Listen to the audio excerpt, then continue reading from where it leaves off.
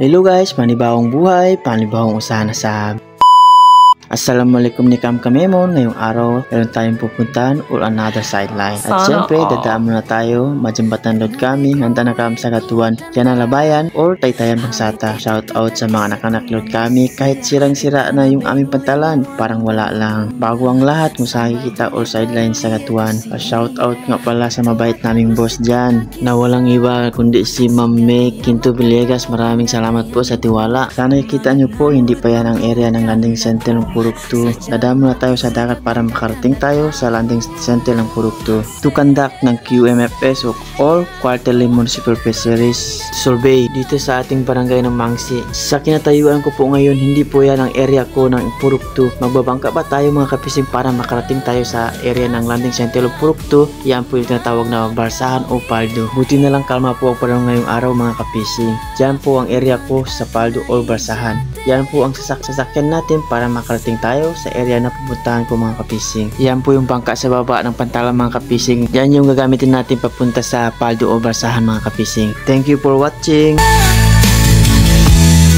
Hati-hati bang anjay tutu.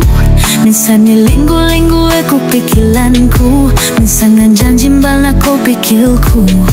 Ate ko masih meha-meha kau. Pagko tanda pati